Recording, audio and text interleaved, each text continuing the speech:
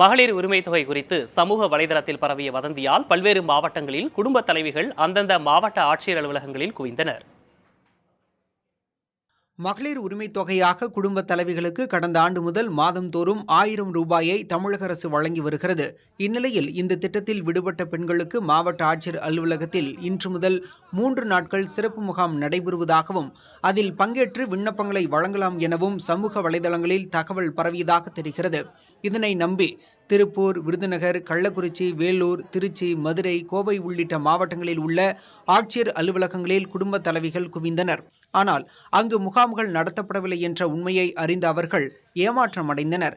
வதந்தி பரப்பியவர்களை கண்டறிந்து நடவடிக்கை எடுக்க வேண்டும் என வலியுறுத்திய குடும்ப தலைவிகள் விடுபட்டவர்களுக்கு உரிமை தொகை வழங்க ஏற்பாடு செய்ய வேண்டும் எனவும் கோரிக்கை விடுத்தனர். இந்த மாதிரி ஒரு பொய்யான நியூஸை கொடுத்து ஏன் மக்களை போட்டு அலக்கல் பண்ண, நீங்கள் இன்னும் எவ்வளோ பேர் கொடுக்காம இருக்கீங்களோ? ஏழை எளிய மக்கள் தான் இந்த பணத்தை விரும்புகிறாங்க.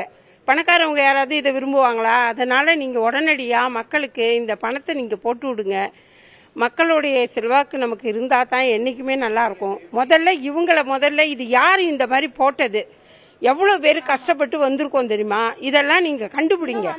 இந்த மாதிரி தப்பான நியூஸை கொடுத்து எல்லாரையும் மன கஷ்டத்தில் ஆழ்த்தக்கூடாது. இந்த மாதிரி மாவட்ட ஆட்சியர் அலுவலகத்தில் மகளிர் உரிமைக்காக 3 நாள் முகாம் போடுறோம்னு சொன்னாங்க. இங்கே வந்து கேட்டால் அந்த மாதிரி நியூஸ் எதுவுமே இல்லைன்னு சொல்கிறாங்க. ஆனால் கஷ்டப்படுற ஃபேமிலி யாருக்குமே வரல. மற்றபடி கார் இருந்தா கொடுக்க மாட்டோம் சொல்றா. எல்லாரும் காரு வேன் எல்லாமே வச்சிருக்காங்க, அவங்களுக்குலாம் வருது. எதுவுமே இல்லாதவங்களுக்கு வர மாட்டுது. அது மாதிரி மாமியா உதவி தொகை வந்தா மருமகளுக்கு, மகளிர்னு எல்லாருக்கும் தானே சொன்னாங்க. அதையா மாமியாவுக்கு வந்தா மருமகளுக்கு வரலைன்னு சொல்றாங்க. அதுக்கு நிறைய பேருக்கு வருது. அப்பனா எல்லாத்தையுமே இது பண்ணி கரெக்டா கொடுக்கணும், கொடுத்தா இல்லைன்னா யாருக்குமே கொடுக்க கூடாது. இங்க ஒரு மெசேஜ் வந்துருந்துச்சு வாட்ஸ்அப்ல. அதை பார்த்துட்டு நாங்க பிள்ளை குட்டிங்க எல்லாருமே எங்களோட வேலையை கெடுத்துட்டு இதுக்காக வந்து மந்த்லி நாங்க ஏதாவது ஒரு நியூஸ் வந்துகிட்டு இருக்குது, பார்த்துட்டு மொபைல்ல பார்த்துட்டு வந்துகிட்டு இருக்கோம். ஆனா இங்க வந்துட்டு எங்களுக்கு இன்னைக்கு வேலையும் போச்சு, இதுக்கானது எந்ததும் இல்லை அப்படின்னு சொல்லிட்டாங்க எங்களுக்கு.